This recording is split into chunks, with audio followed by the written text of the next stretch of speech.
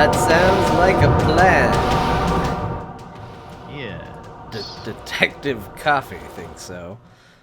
It's actually someone in the chat room. I don't know if we should keep talking about Detective Coffee and his questioning of our coffees. Well, the thing about Detective Coffee is that now not only is it a great name in the chat room, but it is now also a fantastic character that we've been impersonating for most of the pre-show. Yes, that they haven't heard at all. That's fine, though. Oh, you know what? I never checked our sound levels. I should probably do that. I'm adjusting.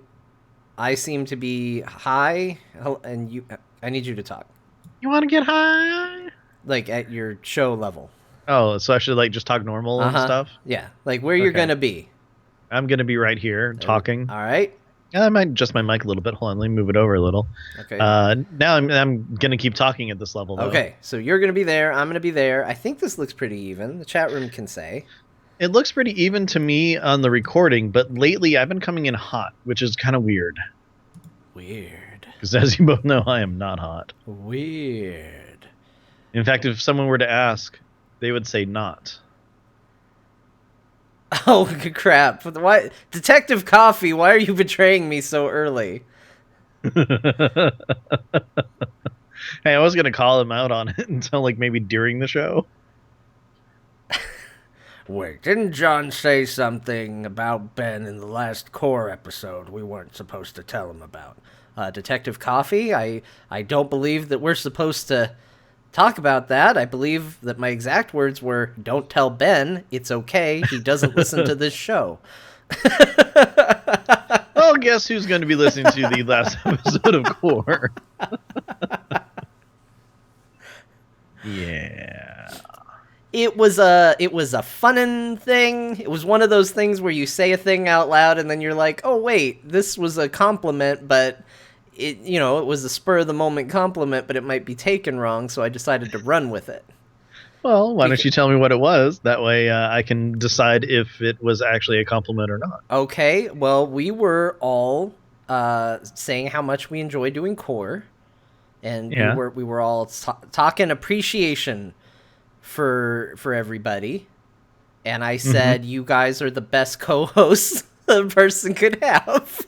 Oh, okay. And then I said, oh wait, that sounds bad for Ben. Don't tell Ben I said that. Never mind, it's fine. He doesn't listen to this show anyway. Aw. Ben, you're the best. No, they are the best co-host you could have. You're also the best co-host that a person could have. Oh, thanks. You're pretty darn good, too. There's 3 people who are the best co-hosts a person could have. Actually, there's 5 people who are the best co-hosts a person could have. Oh, well, look at you. I'm Ben. No, I gotta one-up ya by 2-upping ya. No, because, okay, so of the great co-hosts out there, I would have to say, I mean, even though I've only, done Azeroth Roundtable with them, but Scott and Bo are pretty dang good. Uh-huh. I do have to agree with that. They definitely bring in the funds. You are one of the best co-hosts that there is. Well, thank you. And Eludra is one of the best co-hosts that I have. Well, look, I know you're pulling in your people here. Yeah. All right, we can up it to 5, sure. Yeah, that's what I'm saying. I'm saying between all of us, we're damn good co-hosts. Look, chat. Oh, but then again, then there's Ro too with Rolling Restart. Oh, that's right. And there's a lot of people on that show. Yeah. Look, there's a lot of great co-hosts. We generally only work with him for the most part. That's true. So I think we're good there. Like if it was a constant show where we were, recording with like Medi or Bell or anyone else on the show, then I would say that yes, they're definitely good co-hosts as well. But I think we can only go with like actual true co-hosts. Okay. Because, yeah, we can't open it up to guests because then too many people get left out. How about this? Everybody's awesome. Everybody's awesome. Everybody's cool when they're part of a team. No, when they're part of a show, because remember we're talking about... But the show's team. Well, yeah, I guess so. I just want to do Detective Coffee skits all morning. That's all I want to do with my life. Okay, I'll be the rookie who gets assigned as your partner then. We The little didn't creamer. get sick of you. Oh, we never got sick of you. No. No. No. No, No, they're all gonna laugh at you. no. let's go back and just do old Adam Sandler bits.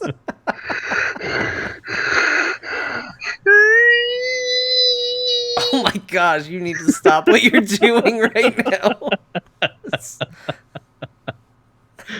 Oh, that was Fatty McGee. Yeah, I'm sorry. All right. Sarah's giving me this look like, why am I here? Why am I near you? What is wrong with you? Okay. You want to do an actual show? Look, the dividing line between Jimmy Stewart and Adam Sandler is surprisingly thin. You wouldn't think it would be, but it's surprisingly thin. Oh, I totally forgot to update the title on Twitch. I just did. So everybody, make sure you reload so you can see that it's the actual episode 249. You don't want to be confused and think it's 247. I like that Detective Coffee is leaning into this. I'm glad. So here's the thing: the Detective Coffee skit that we did to warm up before the show reminded me that I had something sitting out that I needed to go put in the refrigerator. So it was a beneficial skit to me. Yes. And I did record it halfway through, so I'm probably going to tack that on at the end of the show because it was pretty funny. Sweet. Detective Coffee, you made the show. Yes. Some say a little too good. Yeah. Like all these threads are cleaned up. Yeah. It's funny, the Detective Coffee voice started as Chief Wiggum, and then it slowly evolved into a mix between the guy who catches Bart shoplifting and, what's his name? The other, not a Simpsons one. The Just One More Thing guy. Oh. Do you know who I'm talking about? Yeah, not Columbo. Yes, Columbo. Yeah, that's why I meant Columbo. That's that's who it is. Columbo. Oh, hey, we just got the hashtag best WoW podcast ever. Sweet. We did it. We can retire. It's because we're talking about Detective Coffee. All right. I know our video said we're preparing the roundtable all show, but considering we're not going to get any better, all right. we're Well, then call it there. Let me do this. Ben, No, I'm actually going to start the show. Where can people follow you on Twitter?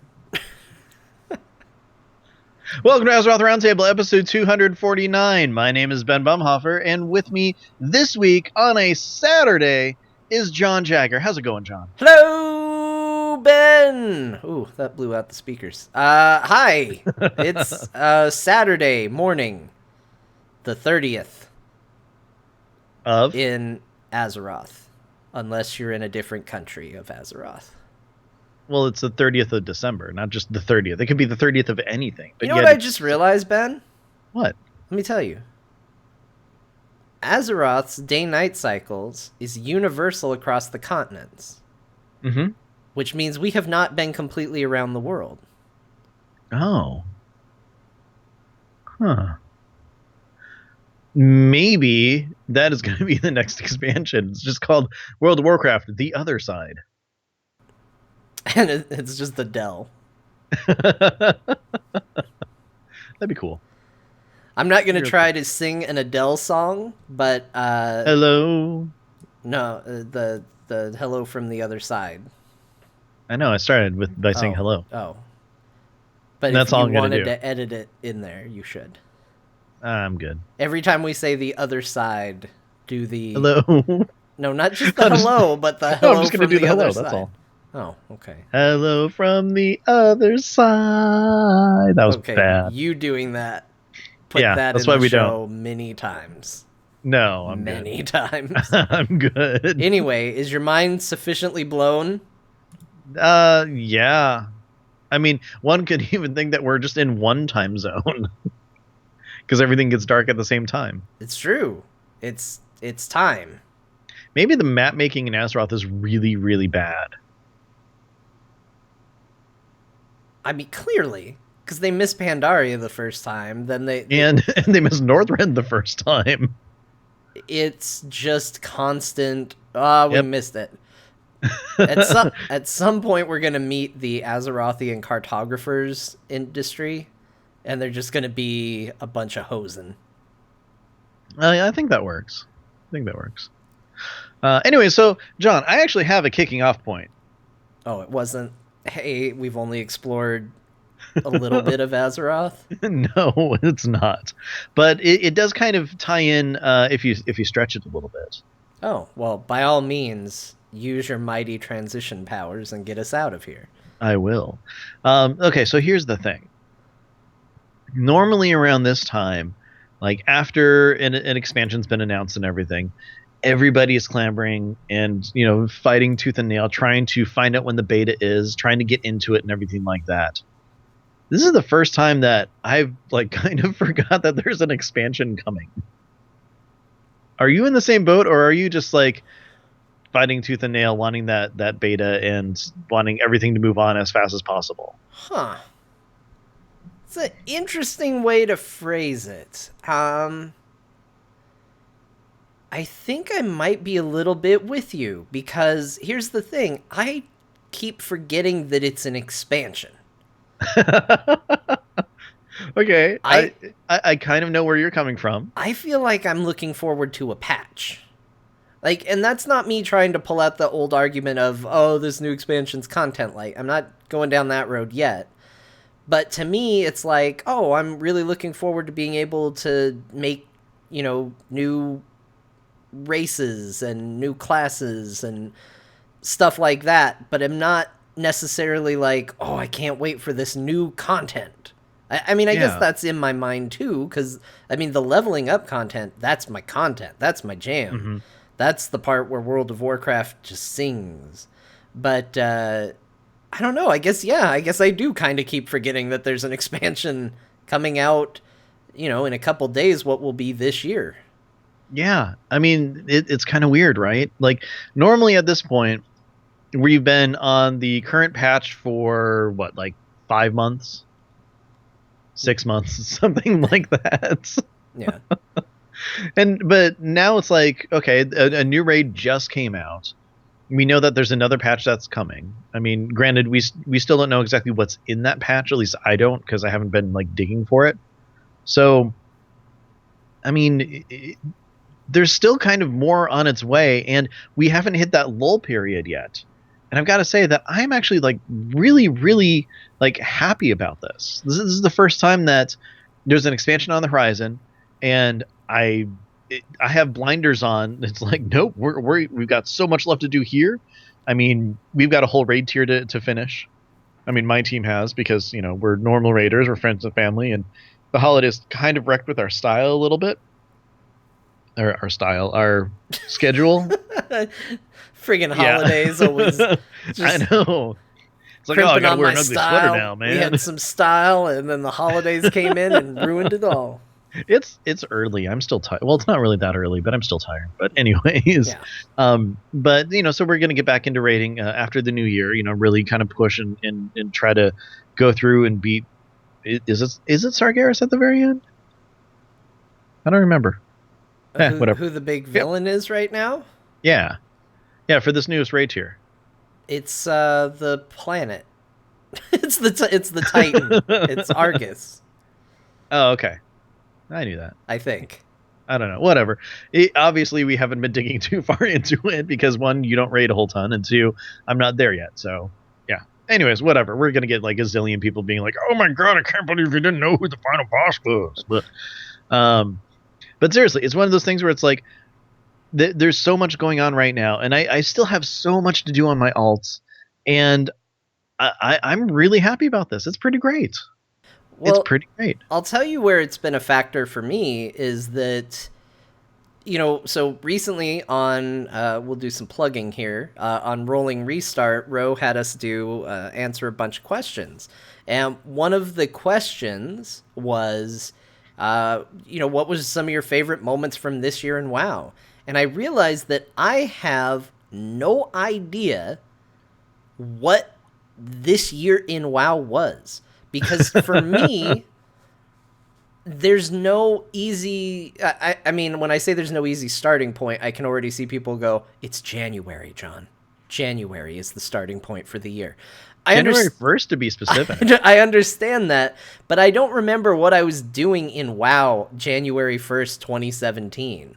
I don't remember that, because to me, Legion has just been the expansion. Like, I know we've been playing it for longer than a year, but it's been so consistent with updates and patches and, you know, logging in and having at least something to do, whether it was, you know, my favorite thing or not. That, you know, we could get into the minutia of that, but always felt like there was something to be doing in it. And as a result, I don't really see it as a year. To me, it's just been, this has been the Legion expansion, and it's been feeling very consistent across the board. You know, I definitely lightened how much I was playing on it as the focus moved from leveling to raiding. But that's, you know, I've kind of come to accept that that's just going to be the flow of it. You know, I've made the decision that raiding probably isn't for me.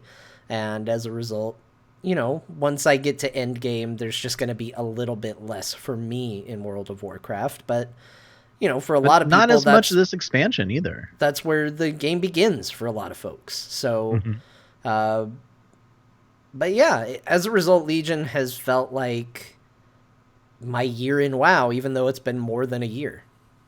No, I'm with you on that as well. It's one of those things where there's so much to do, and like, I actually came to this episode, like, thinking about it over the past couple of days of like, oh, maybe we should have a year in review, that type of thing. But I'm like, well, Ro kind of asked about that. But even then, I'm like, wait, I have no idea when, like, this raid tier opened, or this patch came in, or this raid tier, you know, I have no idea at this point. And it's not really ever been like that. And this is, you know, it's to Blizzard's credit that they've been able to give us so much content. And it's not just all busy work either, like a lot of endgame stuff is. I mean, granted, there is some, especially that patch that was like, oh, well, this week, go do 10 world quests. And then next week, go find some treasure. You know, that happened. But they learned from that and, like, did an about face from that sort of content, like, really fast, which is great. But it's just, Blizzard is doing awesome. And, like, I want to just give them a ton of props for that, because this is the first expansion where I have not been bored, and at one point I'm just kind of sitting here like, come on, I've got other stuff I need to do. I don't know if I can go quite that far for me. This has been the first expansion where, and maybe, so it's hard for me to reconcile, because I do play a lot of other games. And in playing a lot of other games, it makes lulls in WoW, you know, less noticeable, because, you know, I'm not playing WoW. I'll be playing, you know, Wolfenstein 2 or, you know, whatever it might be. So maybe I didn't notice the lulls as much as I have when WoW was basically the only thing I was playing. But at the same time, like, there's never been a moment for this entire expansion cycle where I felt like, oh, if I log in, I'll have nothing to do. There have been times where I have logged in not wanting to do any of the things that I could do, but that's not to say like, I'll just log in and be bored. Like, that was never a factor for me. In fact, there's still kind of, this is probably the first expansion where I'm looking down the barrel of the next expansion going, oh crap, I got a lot I gotta do still. You know, with Warlords, it was, I'd like to get flying.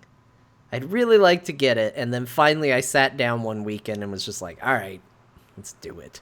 And then you finished it that weekend. I did. It wasn't fun, but I did it. And then... yeah, it was just grindy. Yeah. It was okay. It was use the group finder to find a group grinding rep and run around with them and fight stuff. And like, all right, that's fine. And then wait for this specific... what were they called? The extra missions or whatever. Whatever. Look for one that's active this week that like you need, because you can't just buy a thing to make it active. Oh, I did buy. What did I buy? I think I bought a couple rep tokens because I was like, I got more gold than time. Let's do this. Nothing wrong with that at all. So I think I did do that to kind of cap off, but I feel like it was, I was at Revered close to Exalted, or, if it was, I don't remember if it was you had to get to Revered or Exalted, but I was close at whatever border it was. I was like, if I buy 2 of these tokens, I'll get there. I should just do that rather than wait a couple days. Yeah, that's the way to do it. So yeah, that was literally my entire list for Warlords. It was so small. And on this one, I'm still shocked that I got flying, right around the time it came out. Mm-hmm. That to me was either a testament to I was doing more in Legion than I thought I was doing, or it was a testament to they set the achievement properly this go around. From what I can tell, it is kind of a mixture because, you had the part 1 and then the part 2 on this. So the part 1 was essentially like, hey, explore a whole bunch of stuff, do a whole bunch of quests, get your rep up, which makes sense. And then the second one was, hey, you need to go through this whole quest line, do an invasion, just kind of do what we want you to do, and then, have at it. And I think it worked out really well, this expansion, because the only thing that was really holding me back, I think, was maybe the Suramar storyline. Yeah. But yeah, everything else I went through, like the Broken Shore stuff was like super simple to just kind of blow through. I think the worst part was when I had to do like a certain number of daily quests, and then I had done them, and then I needed to wait for like 3 more to spawn or something like that. Yeah, but okay. I'm going to say something that I don't know if it's going to be a popular opinion, and I know that has never stopped me in the past, so here we go. Oh, I'm ready to gasp. The funny thing is sometimes I'm like, am I being too critical on WoW? This is me complimenting it, and I'm worried about what I'm about to compliment. Okay. I think they did really good with the rep grinds this year. I agree with expansion. I actually totally agree with you. I know people hate rep grinds, and I'm 100% with you. I completely agree. But the fact that I got Exalted with every one of the Legion races, I feel like is a testament to how much better it was handled this expansion than other expansions. Yeah, no, I'm right there with you because, the fact that they tied it to the world quest, which, some people don't like the world quests and everything, but the fact that, you're going through, you're doing your emissary quest, you're repping up that whole way because, you're doing the emissary quest because you want to get a legendary or to get better gear or whatever. And on top of that, you need to get your class all resources, you need to get artifact power. They tied it to so many different things that it actually worked. Like this isn't one of those expansions where like, we need a tabard so that we can run dungeons and get some rep off of them, which I'm really happy about. But the fact that like if you do the Kirin Tor, emissary quests, hey, guess what? You can choose which one you actually want some rep in and stuff. And they just scattered that all over the place. They made it so that you can get rep from your table. There's a ton of different ways to do this. And you're right. I think that it's probably the best implementation of rep gain this expansion. Not only did I get Exalted with all the factions, but I've actually gotten a lot of those bonus caches. Oh, I know. For, basically going up another tier with them. And that was surprising to me too, because I feel like, man, I didn't stop. I kept going. There was more to be had. And yeah, granted, a lot of that was chasing after the legendary, which does cause some concern for what's next, because with legendaries out of the game, much to a lot of people's joy, but probably not mine, with legendaries gone, where's that motivator for I'm gonna just keep doing this over and over again? Because I can tell you, if legendaries weren't a factor, this grind probably would have been harder, because it was that potential for this could be extremely valuable for me that kept me doing those. You can't put artifact power like, hey, you'll get 1.2 billion artifact power if you do this mission.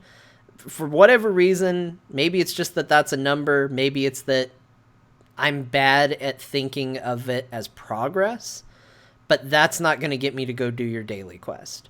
The things that got me to do the daily quest was, this will be a gear upgrade, this will be a transmog item that I want, this will be a step towards getting that cache, which could have a legendary in it. Those were the things that got me doing the world quests. Well, that kind of makes sense. And kind of nothing else. So, okay, the hierarchy of what I need from a world quest was like, okay, how many order all resources do I actually have? Versus, am I kind of happy where I am with my artifact weapon right now? And then from that point, it was gear and transmog. And I mean, the thing is okay. So let's talk about artifact power for a tiny bit. Okay, just a tiny bit. Sure. I love that the artifact knowledge is going up. That's great. I'm happy about that because when I finally get my whatchamadoofits, my Death Knight to the point where I'm actually gaining Death artifact Knight's power. name is whatchamadoofits? Yeah, I totally forgot what it was called, much less its name. His name is Grizzly Heart, by the way. Good name. You should name change to whatchamadoofits. I'll see what I can do. It's actually a really good name. I'll make him an undead Death Knight because that's the weirdest lore in the world. Whatchamadoofits. Yeah. That was the candy bar jingle, wasn't it? Uh-huh. Yeah, okay. Just making sure. Anyways, so here's the thing. I never thought that I was going to be able to get like the 3 pets because you need to have concordance in all of your artifact weapons. Well, hey, guess what? I just need to grab all the artifact weapons and then put like 1 token into all of them. And then boom, concordance. So like that part's nice. But when you really start doing, higher levels of that stuff, like the percentage that we have of artifact knowledge is so high that like the 1.3 billion artifact power tokens that we get are just barely moving your little bar. It's really just like disheartening. That's not entirely the word, but you know where I'm going there. Right. But it's like, I'm just like, oh yeah, woohoo, this is great. Oh, I'm okay. I'm nowhere near getting my next level, and oh well. So like at some point, I would like the actual, like, I don't know, the amount of AP you need to the next level to just stop, but then have the artifact knowledge just keep going up. I think that'd be so much better. Well, and I think part of the problem is the reward becomes boring. Like, not to say that putting another point in, is it called concordance? Whatever the max level trait is. Not to say that that doesn't do anything for you. Obviously it does. Obviously it makes you more powerful. But it's not interesting or exciting. It's not as exciting as all the other points that you put into it. Which even those, they had their exciting moments and their down moments. There was the, I'm chasing to get to this golden attribute, and that was fun. But then when you got into, and now I fill in the rest, you stop caring at that point. And it stops meaning anything. And so I do think, and this is what confuses me a little bit. And it's maybe one of the areas that, I kind of get on a soapbox about. WoW is a world, and right now, WoW does a really bad job of making me want things to make it be a world. Right now, my motivations are transmog, better gear, and that's kind of it. Like, if I get artifact power, okay, I feel like I should, but I'm not seeking it out. I'm not logging in and spending my days saying, how can I maximize my artifact appearance? Yet, WoW is a game where they could award pets, mounts. They could award... Titles. I mean, that's always the go-to. Is like, I'm surprised they didn't start with that. I know. Weapon effects. I feel like Inscription really got the short end of the stick. I don't even remember how to change my abilities through, glyphs and all of that anymore. I don't remember how to turn them off and on. I know I have some. I can help. You right-click the glyph and then attach it to the spell. Yeah, it is a really bad method. Like, it could not be worse. I have it on my warrior. I don't know how to turn it off. So it's just like, I don't like that at all. And not to say that I feel like they should just get rid of Inscription, but like, how your character looks and abilities look and how your moves go off could be an unlockable. And it could be the kind of thing that people would get excited about as an award. But they don't ever lean into that kind of stuff. Like Blizzard's slogan is gameplay first. And I feel like they've got gameplay in a really good place.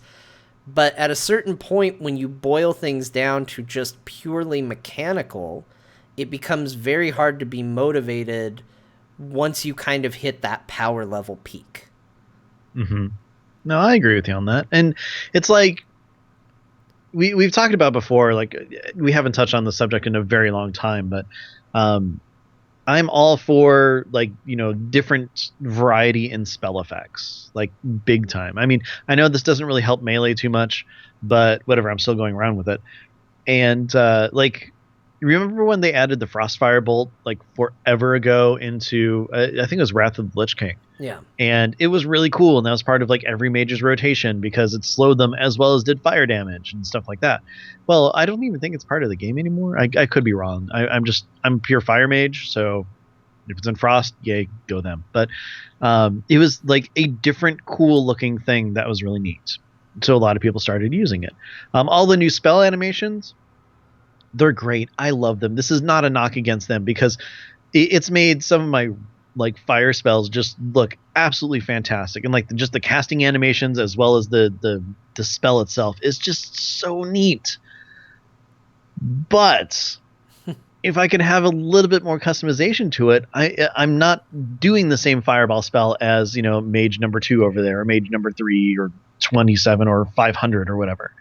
And like just having different ways to cast something would be kind of cool. Just like all the different melee classes, you do have different attacks and flourishes and stuff with how you're actually doing your attacking based on which class you are.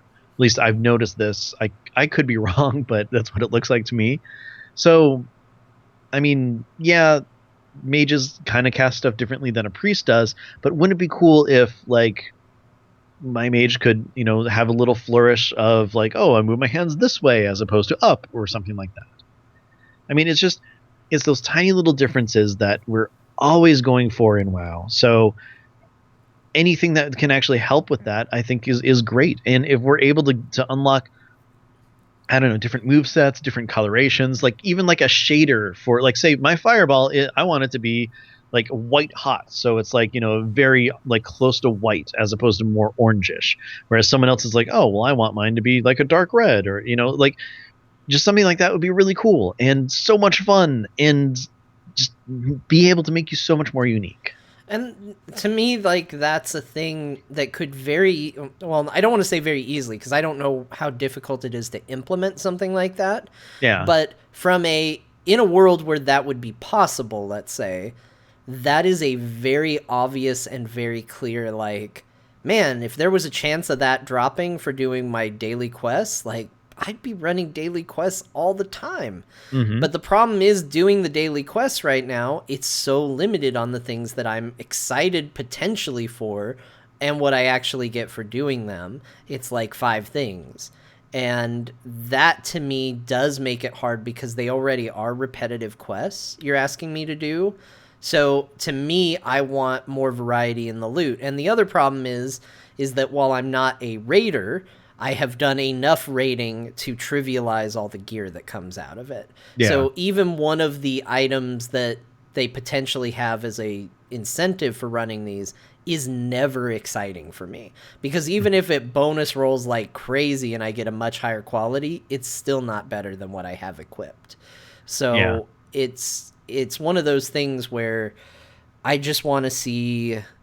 And I understand the frustration, and this is the hard part of development for them, is, well, if we make doing the daily quest as rewarding as raiding, then what's the incentive for raiding? Yeah, and I mean, that's why you have different rewards for different things, like already, though. I mean, you've got dungeon runs that have, a certain type of gear or whatever. Raiding gives you tier sets. PvP gives you, like, the prestige stuff now. I mean, it's all completely different. So why can't daily quests give you, like, cosmetic stuff? Because, I mean, technically you get the gear for raiding or like mythic dungeon running from the raids and the mythic dungeons, right? Like that's kind of the idea behind it. Yeah. So PvP, you're getting like different abilities as you level up. I mean, they took the whole like you get rid of all your abilities and then go through the whole prestige process again, which yay. But I mean, you're working towards more stuff and achievements and things like that. Although I really think that's, and mind you, this is from someone who hasn't prestiged at all. But once you get to like prestige 1 and then keep going through it to kind of reset everything, you really need more rewards than that. Because I think right now PvP is probably lacking the most from what I can tell. Yeah, I saw what they were going for, and I was very excited about it after I talked to some people who do PvP way more than me and heard some of their frustrations. And then even doing it myself, I mean, I don't remember what my PvP rank is, but I'm getting close to prestiging. Mm-hmm. And I feel like I've done so little PvP. It's mostly come from doing PvE content. And I think do that's those World probably Quest towers, a problem. and you get almost a level. Yeah. So I think there's probably an issue with me doing a ton of PvE content and all of a sudden like, hey, I'm leveling up my PvP skills here. I still think there's something to be said about taking a MOBA approach to PvP in WoW, but you know my fondness for Heroes of the Storm, so of course that's my answer. Of course, my answer is reset everybody to a basic level, give them basic abilities, and balance around that instead of saying, no, it's literally your WoW character. No, I completely agree with that. We don't even have to go into it. I think that for like Battlegrounds and Arena and stuff like that, I think that just makes sense. That's all. Yeah. So it's a tricky realm to navigate to make everybody happy, and WoW is such a huge game that, I mean, how do you balance that? I mean, there are entire systems and aspects of this game that I don't participate in, and that's being said as somebody who really likes most of the aspects and parts of this game. I mean, we joke about me not being a raider anymore, but I've raided. I've gone through the majority of... Actually, I've gone through all of 2 raids completely this expansion, and the bulk of the others through LFR, and that's me sitting here saying, nah, I'm not really a raider. Well, to be fair, we kind of took you through a full run on both of those. You weren't there the entire time. Well, yeah, I was there for the progression bit of one of them, for most of it. I fell off at the last, like, 2 bosses, and then came back. It was whatever I don't even remember, Emerald Nightmare, right? Yeah. Yeah, okay. Yeah, I feel like I did the progression fight on all but... because I was there on progression for Cenarius, so it was really all but 1 fight in there. Well, yeah, because you stopped coming before we did down him, and then finally we did, and then we did Xavius. So yeah, no, you did pretty good. You know what? I got to say, I'm quite proud of you for hanging in as long as you did for this expansion. Yeah, and next expansion, I'm looking forward to you raiding with us for a little bit. Xavius was the only one that I was like, well, no, I guess I hadn't gotten to see him at all because I fell off during us grinding on Cenarius. So I never got to see Xavius until you guys had him on farm. Yeah, that's right. Because it was one of those things where it's like, oh my god, how the heck are we going to get through this fight? Oh, that's easy. That one wasn't actually as bad as Cenarius was. Yeah. I don't think so. I don't know. It's been a while. See, and here you're talking about this, and it feels like a previous expansion. It does. Well, and I think part of that is, too, like, when you think of the Legion battling expansion, your first thought isn't, and that first raid where we were in the Emerald Nightmare, Well, and if you think about it, too, I mean, I didn't even realize this, but this is like kind of, like, isn't this our essentially 4th raid? Or 5th raid or something like that? Because we had Emerald Nightmare, and then we went to the Halls of Valor or Trial of Valor or whatever that... I hate it when they have a dungeon and a raid that's named essentially the same thing. Yeah, hate it. The Odin one. Let's go with that. The Odin raid. exactly, the Odin one. Then we had I want to say the Nightfall, but that's not right. I can't think of what it's called. The one Where that's in. the one that's in Suramar. Yeah. Yeah, that one. And then we had the Tomb of Sargeras, Yep. and now we have the Argus one. So holy crap, this is a ton of rating, and I didn't even realize it. And now we have. Now we have the other one. Yeah, the new one, the Argus one. The other one. Yeah, the one on Argus. Yeah, Nighthold. Thank you, Arlena. Nighthold. Yes. That was bugging me so much because I'm like, I've been Wait there a minute, so much. hold on. I think we skipped one. No. Wait, Yeah. did we? Yes. We did Emerald Nightmare, Okay. then Odin's one, Yeah. then we did Nighthold, Uh-huh. then we did the Tomb of Sargeras, Yes. then we did Argus. No, we Yes. got the and Taurus, as they're saying in the chat room. Thank you for correcting us because We ended I up don't at know what they're 5. called anymore. I don't know. I don't know why I thought there was another one. Because you're just surprised that we have this many, so why not add on to it? Yeah, we should have more. Of course, I also kept wanting to say, no, High Mall. Oh man, so I went back into High Mall the other day just to try to get the green Christmas hat, which apparently one isn't 100% drop, or two, it just doesn't actually drop on previous expansions anymore. But I went in there and it's the first fight, and I'm just waiting and waiting and waiting for that stupid fight to start. Then finally the trash comes out, and I killed it super fast, and then I'm waiting even longer for stupid Blade Fist to drop down, and oh my gosh, it took freaking forever, John. Like, we make fun of God, Sarfang in ICC, but the Blade Fist thing, I swear it took like 20 minutes. Are those raids soloable now? Well, the first two bosses are. Oh, okay. I haven't tried the rest of it. I just want to try to get that stupid hat off the butcher. I should go through and do that. The butcher. Yeah. Well, I mean, let's put it this way. I was on 10-man normal, so I'm pretty sure that most of that's soloable. Man, I need to go back and do that. I love going back and soloing old raids. Yeah. Man. That's oh, that reminds me. So a while ago, we would have for Saturday night fun nights and stuff, and then we started doing that for the different like greater invasions and stuff. But life happens. Everybody got busy. We kind of haven't been getting together Saturday nights too much lately. But for a while, we were doing achievement hunting, for all the different raid achievements and everything like that. And I need one more achievement to get the red Cloud Serpent, and it's one that I can't solo. And I'm really bummed about that. Okay, well, here's what we need to do. We need to get a party together of 5 people, and we need to go through and get some of these, because I am in the same boat. I need one from Ulduar. Oh, is it the dwarf cooked one or whatever? Yeah. That takes forever, and I know, it sucks. it's a pain in the butt. But I've got part of it, because you can build it over time, right? I think. Yeah. So I'm partway there, but I need a little bit more of it, and I also need the one in the Firelands, the Penitent one. Oh, okay. So I need that, and if I get that, I get something.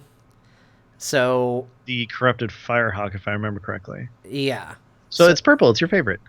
Yeah, it's super good. So. Yeah, there's a few that I need where it's the same deal, where it's like I just need a couple, and then I feel like also odds are, even if I need a few, a lot of people get stuck on the same ones, so just by helping somebody else with theirs, we'll get it, and then we can maybe even solo the rest up to that point. So Yeah. maybe we'll get a group together and we'll knock some of those out at some point. Yeah, we'll definitely have to do that, because the one that I need is the one in Heart of Fear, which I hate that place so much. But it's the like the Amber Eater one or whatever, where you need to kill the ads all on top of each other, and like you stack up a whole bunch of ads. But the thing is that the boss turns you into this big giant amber monster.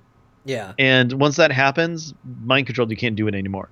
But the thing is, he periodically does that throughout the fight to people, so you need enough people there to have enough of the puddles form on top of each other, and then to kill the boss afterwards. Like, that's the last thing I need to do. Yeah. You can probably get that accomplished. Yeah, and I'm trying to think how far I am, if I've gotten all the Siege of Orgrimmar ones or not. I think so. We've gone through that so many times. Man, Siege of Orgrimmar was so good. I had a lot of fun in Siege of Orgrimmar. I, Yeah. I You opened boxes. Is that even soloable because of like the spoils fight? um, Did they? I guess my they had question to have there done is, something did there. they ever do their due diligence and go back and make it soloable? Because they will usually do that. They'll alter some mechanic Hmm. after the fact to where one person Well, can one go person back and could do take it. Galacrast down now. Like if you go up to the tower and you shoot super fast, you can get him to drop down. So I think that's soloable. So they've got to have done something with spoils. Maybe you go through, you clear one end, then maybe jump up on the hook, clear the other, then jump back, clear it, jump back, clear it. I mean, that's all I can figure. Yeah, I mean, we're so powerful that you should have enough time to do that at this point. Maybe, maybe. maybe. Who know? Who knows? It's just I always think of that sort of thing because it. I don't know. I think it's fun. I think one of the most fun things to do in WoW is to go back and try to solo old content. And I don't like them to make it trivial. Like Yeah. I don't feel like when they go back and look at spoils and say, "Well, let's make it soloable." I don't think they should make it like ridiculously easy like, "Oh, that mechanic's just gone, so now you can just solo it." I don't always feel like that's the best solution. Well, would you prefer that you can just skip that one? No, Okay. because I like to be able to do it, but I feel like maybe add a timer before it does something. I don't know. It already is a timer. I know, but maybe a second timer. I don't know what the answer is. I just to me, so I think about the one where you're on the back of Deathwing, and I Mhm. feel like maybe that's a bridge too far because I feel like what I have to do to be able to solo that one is kind of frustrating more than it is Oh, fun. it's not that bad. It's not that I've bad, done but it it's so many times now. It's just, annoying. yeah. Well, if you have deadly boss mods on, it is. Beware, beware, Beware, beware, beware, beware, beware, beware, beware, beware, beware. beware, beware. Uh, Oh man, when I'm like watching or listening to something or whatever while I'm doing that, I'm just kind of like, oh, I have to listen to you for the next like 5 minutes, don't I? uh, but I mean, like, that's the sort of thing is they could have just removed that mechanic, and I Yeah. kind of appreciate that instead there's just a way to do it. But Hmm. at the same time, like, maybe that one's an example of a bridge too far, but that's the kind of thing that I like them to do. I like them to make it possible, but not just remove mechanics, I guess. Yeah. Well, I mean, look at the Karazhan chess event. Like, Yeah. Oh, that's like, a good example. yeah, because I mean, if you do you think that you should be able to like walk up to Medivh and be like, "Hey, I beat you before," and if you have, it's cool. No, Or because is I know you like doing it, but isn't it frustrating when you do all the right moves exactly how you should, and then because of RNG, you just die? it's the hard fight now. Okay, true. Do you remember one of the first times we ever did that, and you said that if we ever like, if we're ever not able to finish the chess event, you need to uninstall WoW and quit forever? And then we lost twice in a row. Yeah. Yes, I remember that. That's why I don't. That's why I don't say things are easy before we fight them anymore. Good. I'm glad. I mean, it's not quite as good as some say this pull is harder than Gruul himself, but it's Oh man, I forgot about that. Oh, I got to start saying that again. how many people know what we're talking about when we say that though? Because that was a different raid team. That was It was a different guild. yeah. It was a different server and everything. What was it? It was if you got 5 or 4 warriors, It was warrior three, ogre. three of them. Like right before Gruul, because there's the three ogres there, and if there were three ogres who are the warrior kind, yeah, it's We had a raid team member who, anytime he saw that, he'd be like, "Some people say that this version of this trash is harder than Gruul himself," and it's so not true. But we heard it, and it just made us laugh every single time. It's not true. Gruul is harder than 3 Warrior or Ogre Trash. Yeah, it's all because of a knockback. That's all it was. It's like, okay, everybody get behind the mobs, and we always had one person who didn't. Yeah. Like, even back then, people didn't do what they were supposed to. No. And this was actually like kind of a progression like based team. This is before hard modes were even a thing, and you needed to be serious face rating at the time. Yeah. And people didn't. It was great. This pull is harder than Gruul himself. It just became a thing that we would say for all raids. Everything. Yeah. After that, we would go on to Tempest Keep, and there'd be like one trash mob. Yeah, they say this one trash mob is harder than Gruul himself. Oh man, I still am so bitter about Tempest Keep. So bitter.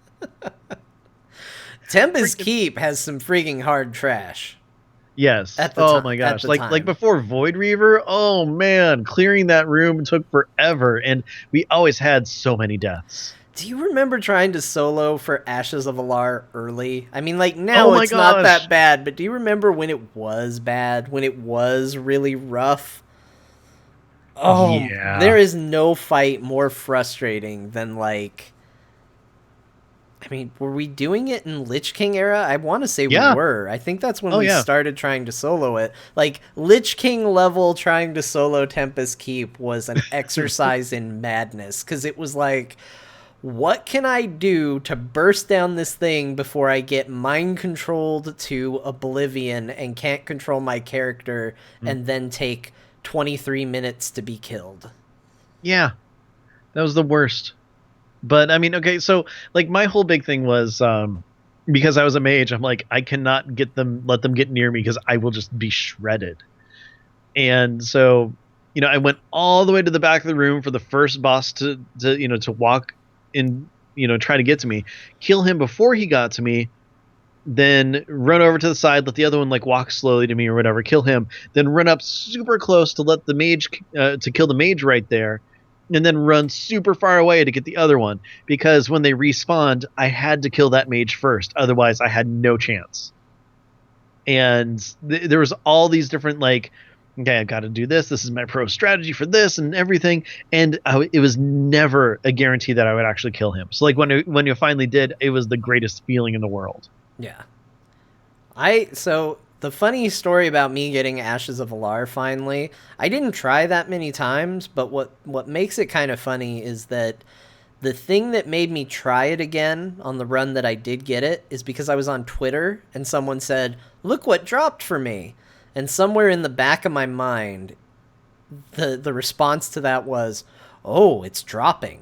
It's Ashes of Alar Day. So I logged in, fought him, and it dropped. And what makes that story weirder is that another person on my Twitter timeline feed got it that day too. I tried to do that with the Blazing Drake from that one. I can't think of anything today. I don't know. The Dragon Soul from the Dragon Soul raid, it didn't work. And that's the last dragon I need for that stupid achievement, and that's all I want. I want a green Drake, John. It did give me a false sense of like, oh, if someone got it on Twitter, then I must be able to get it. So like now when I see people post like, look at the mount I got, I'm like, I will get that mount now. And even though you've done it like probably 30 times at this point, you're still doing it anyway, right? Yeah, it doesn't work.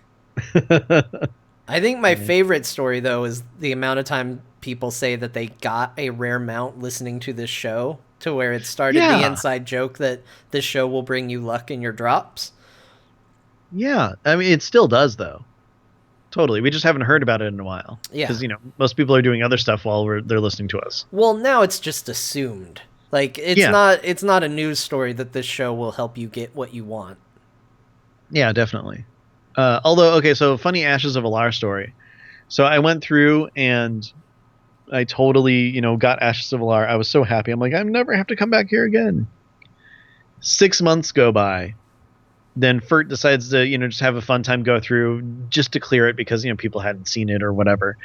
And, we're just, filling in backlog achievements. which at that time it was, hey, kill Kael'thas, because that was the only achievement since achievements came out in Wrath.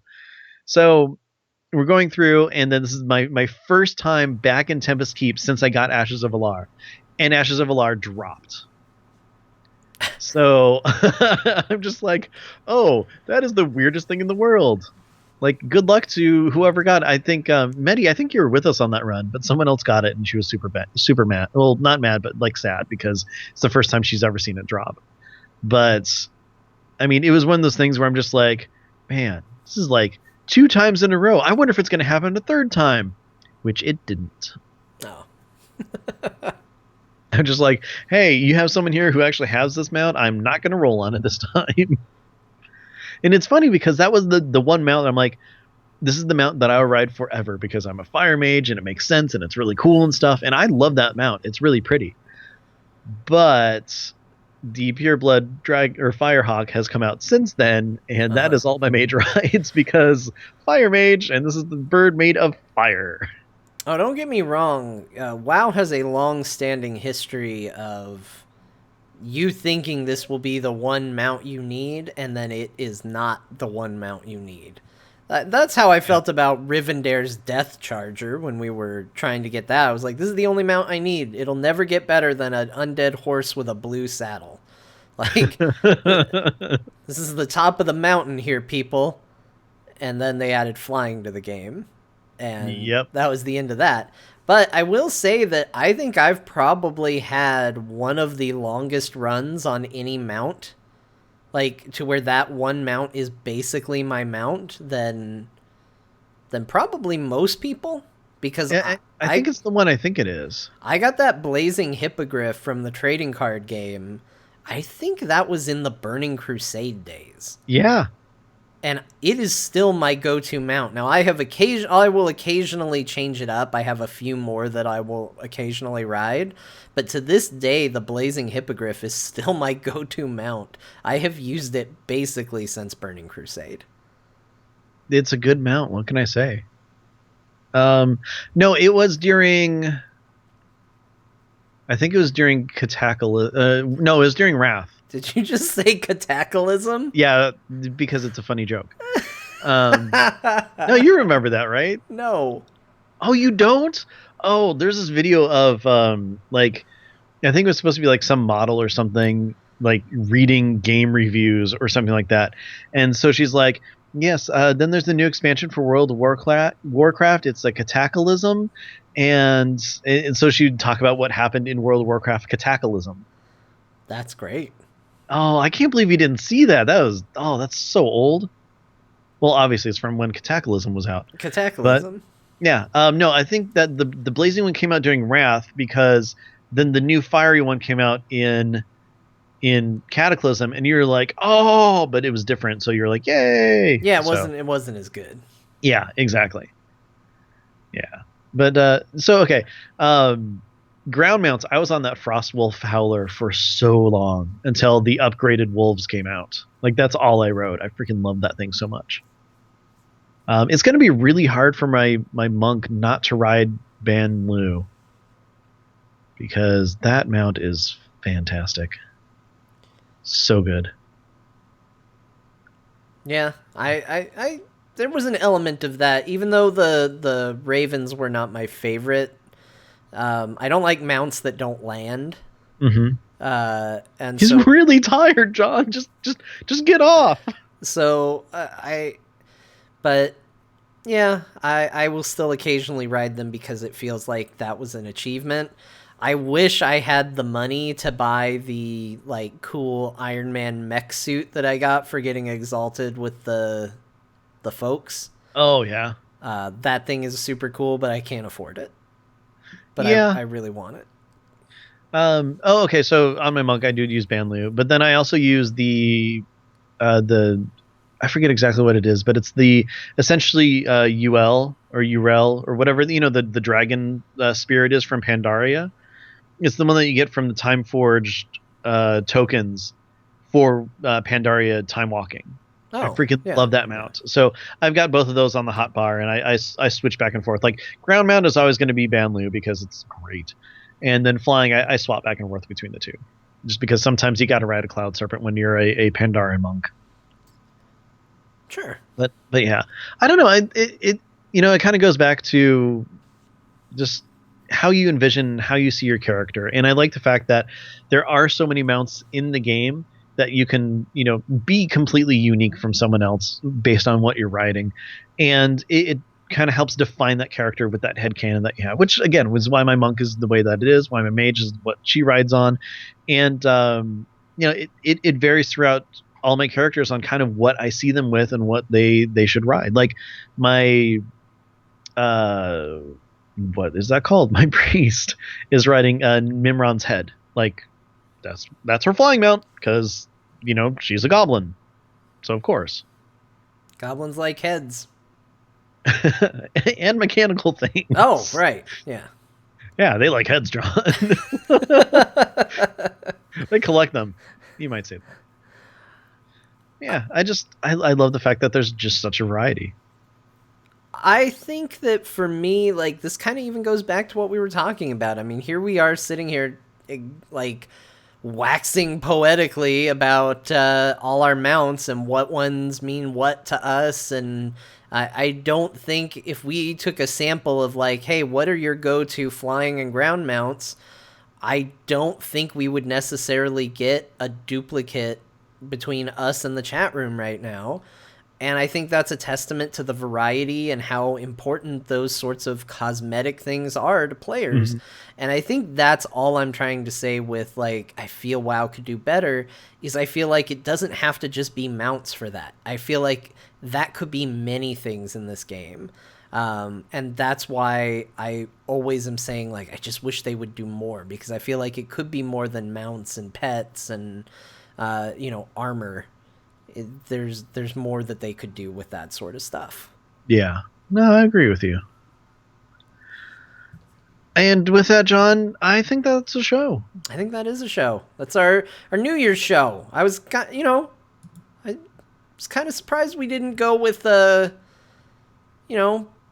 best of what we want, but we change it up this year. Yeah. Well, sometimes I just like talking to you. Yeah. We just want to talk about WoW today. Yeah. That's what we want. That's technically what we do every week, but sometimes we have focus. Sometimes we just chat about stuff. That's right. Yeah. So with that, John, I guess if people want to find you in other ways or other places, where can they? The best place to find me is to go ahead and follow me on Twitter. I'm at John_Jagger. I will let you know where I will be and what I will be doing. But you can regularly find me talking about Heroes of the Storm on Core, which is the Heroes of the Storm show I do as part of the Frog Pants Network. And you can find out more information about that show at heroesforyou.com. Oh, well, that's nice. Ben. Yeah. Yes. There's some other shows you do, and I even got to be on one of them recently. I know. Holy crap! Dude, that was so much fun. Tell me about it. Okay, well, I gotta say that best place to find me is actually on Twitter. I am at Ben the Mage.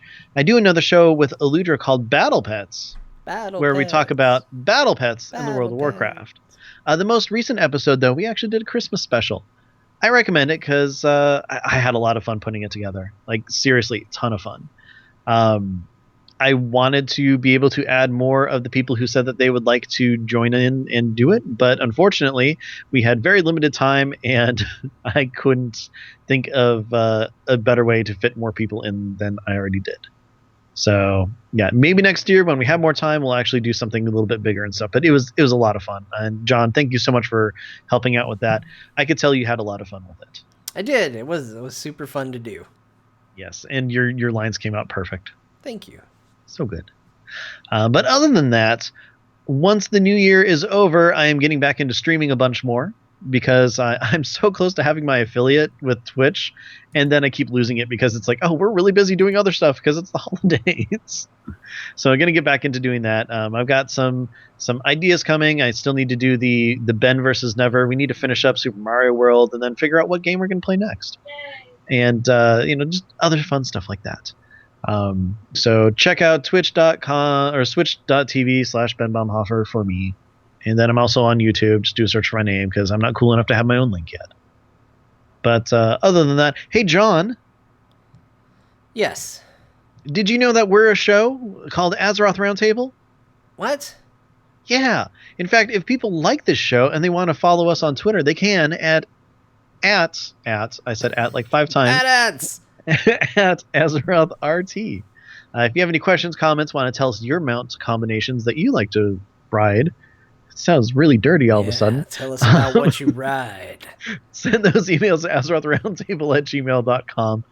Also, if you listen to us on, say, like iTunes or TuneIn or Alpha Geek Radio or Stitcher or anywhere else, leave us some reviews. It helps us out more than you can possibly imagine.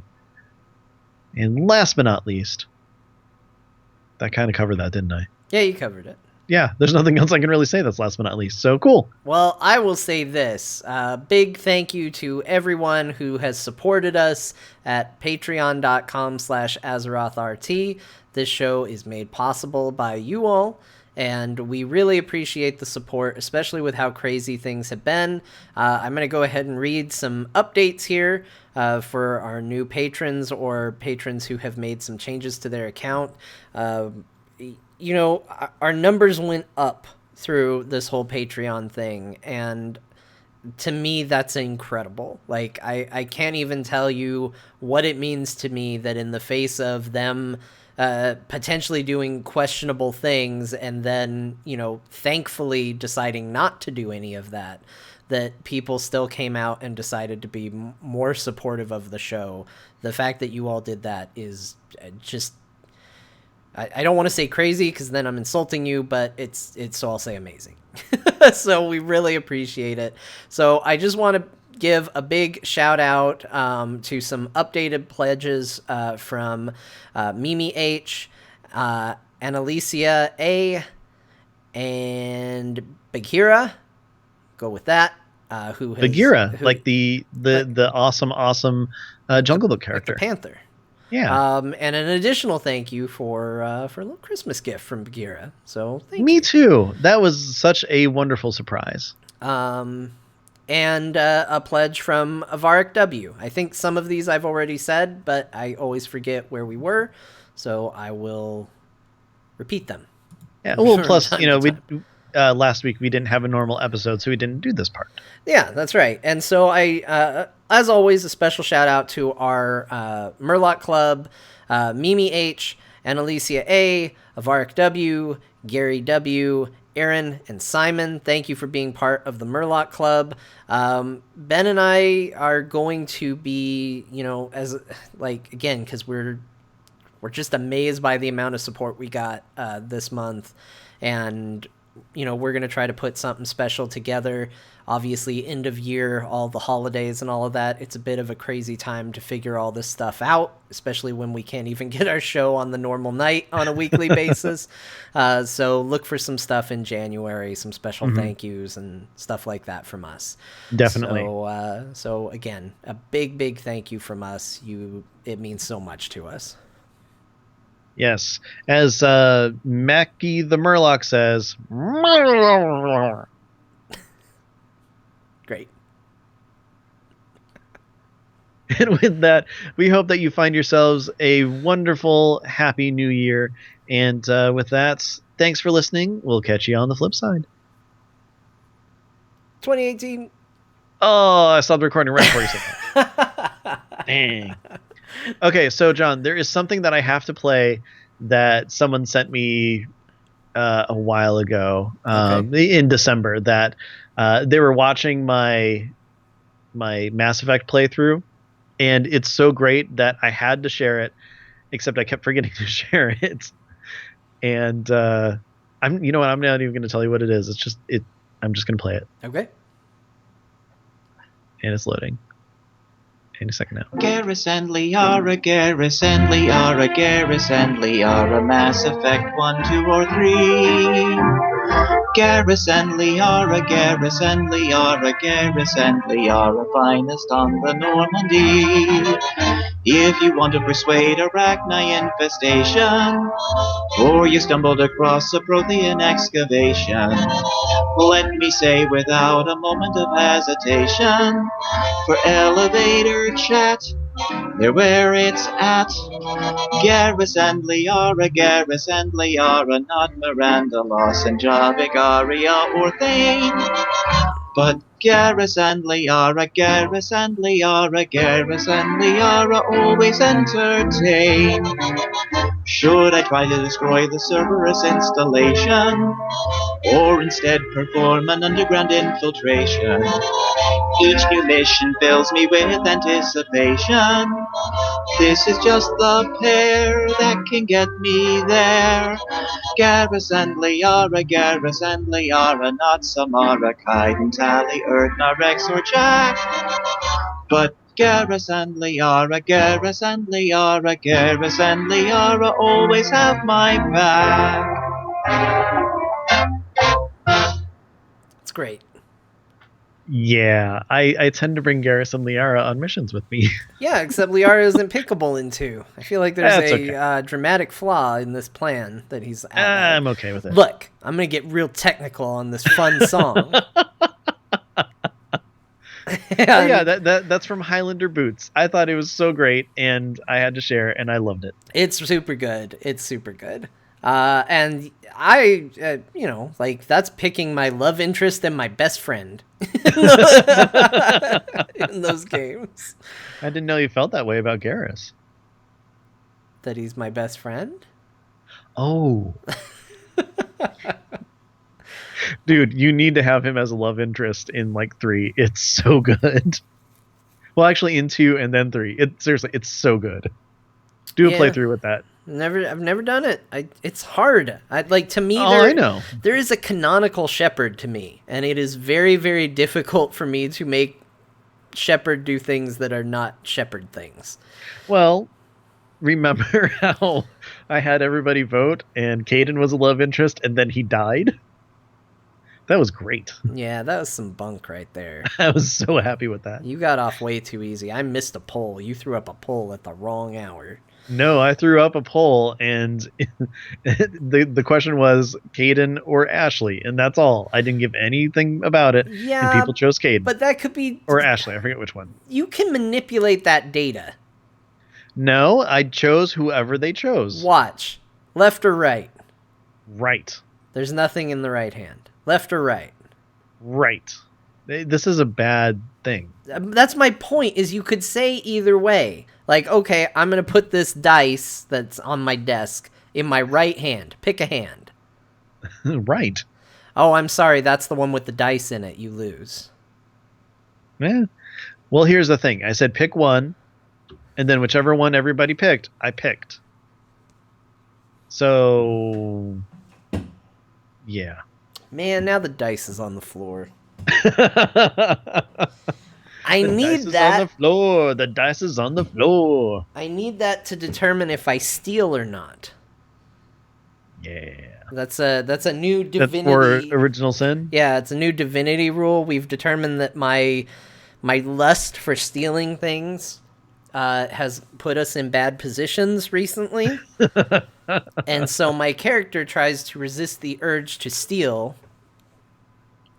So I have to roll a dice to see if I successfully resist the urge to steal things. Oh, is it like if you roll a 6, you resist? Yeah, it's actually low rolls. Oh, okay. Equal resisting the ability to steal. High rolls, like if I roll a natural 20, I absolutely steal. Oh, absolutely. Yeah, most definitely. So you're always hoping for a high roll? Yes, I always want a high roll. That makes sense. Because I always want to steal. Oh. A low roll means I give into my practical nature and say I probably It means you're shouldn't just steal not right that now. into it. Yeah. Okay. So I got to tell you, as a quick little follow-up, like it was very interesting because when you think about when our Star Wars episode went up, Yeah. I was actually seeing the movie for the second time the day after that episode went up. I think that's how it works. Okay, yeah, because it went up Friday night at 8 p.m. So it was very weird to have that episode go up with me talking about the new episode, you know, a day or whatever it was later. Mm-hmm. And then to see the movie again and realize, like, oh my gosh, I feel so much differently than how I said. Yeah, see, you know how I said in the show that I would see it a second time? Yeah. Yeah, seeing The Last Jedi a second time adds so much more to that experience. Yeah, it really, really changes it. And yeah, it clarified, you know, we did our order, and I was like, I don't know, sometimes I put this here and sometimes put this there, and I can't decide. It really cemented that order for me. Yeah. And now I would say the new order. Oh, Here, you ready? yes. I'm going to work my way up. So this is better than the First Order, you would say? This is better than the First Order. First Order, lame. New Order, pretty good. Okay, bottom of the barrel. Attack of the Clones. Mm-hmm. Next one up, The Phantom Menace. Okay. Next one up, Okay. sorry chat, Rogue One. Oh, It's still bad. I still like it. It's still bad. I still like it. I actually saw a really good Twitter feed recently, a thread that like really explained and summed up the frustrations with that movie in a good way, where it's one of those cases of like every time the movie does something right, there's something that just super bugs me tied to it. Yeah. But anyway, enough pooing on Rogue One. I think it's okay. It's okay. Next one above that, Revenge of the Sith. Okay. Next one above... Sorry, I didn't know if you were waiting for me to say K or not. No, I want your okays. I need your approval okay. on my list. And How dare you, sir? you're checking it off as we go. Next one above that, Return of the Jedi. Okay. Next one above that is The Force Awakens. Okay. Next one above that is A New Hope. Okay. Next one above that is The Last Jedi. Okay. And then you will be shocked to know that Empire Strikes Back is at the top of the list. No. Well, that's good. I'm glad you thought on it and saw it a second time, because it really does make a huge difference. Yeah, and that's what I mean is, like, I was probably, I think in that episode, I think I was even saying, like, I would lean Force Awakens above A New Hope. Just because it goes back and forth all the time. Yeah, because it comes down to if somebody was like, hey, John, would you rather see A New Hope or The Force Awakens? My answer would be The Force Awakens. But I will say this. So I went and saw The Last Jedi. I felt how I felt about it on kind of the initial impression. But then, because I realized I was going to see it with my parents, they had only seen The Force Awakens once. And I said, let's watch it again. And we watched it again, and as I watched it, I was like, oh, crap. Last Jedi actually really kicks some dirt on this movie. I don't think, like, intentionally, like, I don't think maliciously, but it does it in a way where it's like, all of a sudden, Kylo Ren went from a villain that I thought was in an interesting place in The Force Awakens to, like, look at the kid try to be Darth Vader. Yep. Like, he suddenly lost all of his teeth, essentially, going back and watching The Force Awakens again after the fact. I was just like, oh my gosh, it is silly. Like, it's silly across the board. And I think I was aware of it at the time, but it didn't feel like a negative at the time. But then when The Last Jedi kind of kicks that all into overdrive, all of a sudden it just seems silly by comparison. Well, and the funny thing is I mean, I could be wrong because this was like 2 years ago, but I think we even talked about how we liked him as a villain because he is the petulant trying to live up to that shadow. I'm not saying that, like, I was like, this wasn't a revelation. I came out of The Force Awakens, and if you go back and listen to my initial reactions when we did that, last year or 2 years ago, I knew he was just a kid trying to be Darth Vader. The difference is, when I saw it the first time before The Last Jedi, it was like, well, yeah, that's what he is, and that's okay, and he's doing a fine enough job. In this, because he becomes his own villain and his own person and all of that, it makes that go from something that I accepted to something that now I just kind of laugh at and feel bad for. And it kind of wrecks the scenes he's in. Because whether he's trying to be Darth Vader and he's just a kid trying to be Darth Vader or not, you're supposed to still find genuine, threat and malice in him. And it's just gone after what he becomes. Yeah. Oh, that's a super good way of saying it. Blood Rage in the chat. Kylo is Teen Titans Vader. Yes. Okay, I can see that. But yeah. Yeah. So yeah. anyway, it was an interesting perspective, but it was very weird.